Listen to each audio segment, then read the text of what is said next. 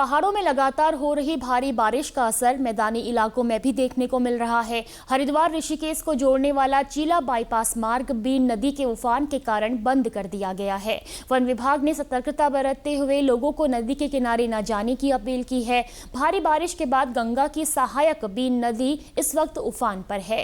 Rajaji tiger reserve के चीला Gauhari range में आने वाली यह नदी गंगा, भोगपुर, तल्ला और मल्ला जैसे गांवों के बीच से होकर गुजरती है। यही रास्ता ऋषिकेश और हरिद्वार को भी जोड़ता है, लेकिन नदी के तेज बहाव के चलते वन विभाग ने चीला मार्ग पर यातायात पूरी तरह रोक दिया है। चीला गौहरी वन रेंज के रेंजर राजेश जोशी ने कहा कि नदी का जलस्तर बढ़ने और धार तेज होने के कारण बैरियर लगाकर यातायात रोक दिया गया है। देखिए, जो बीन नदी वाला क्षेत्र है वो राजाजी टाइगर रिजर्व की गौहरी रेंज के अंतर्गत पड़ता है, क्योंकि यहाँ पे 2-3 गांव है, जैसे कि आप देख लीजिए, गंगा, भोगपुर, तल्ला है, मल्ला है। इसके अलावा जो भूखंडी क्षेत्र के लोग भी हैं उसे भी उसका प्रयोग करते हैं।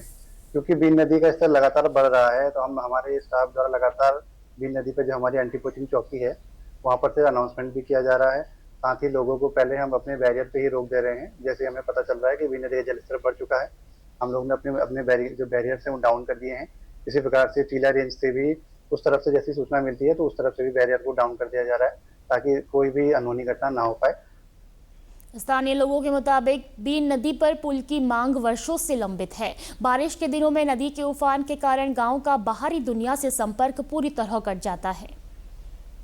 बीन नदी ज्यादातर वैसे बरसात के टाइम पे ही बढ़ता है, और समस्या तो यही है कि बस लोगों का आना जाना बंद हो जाता है। कोई बीमार है, किसी को कोई दिक्कत परेशानी है, किसी को अपने सामान लेने जाना, हमारा जो भी निजी, अगर मान लीजिए हमारा जो भी कुछ भी चीज हमें अगर लेना है तो ऋषिकेश जाना पड़ता है।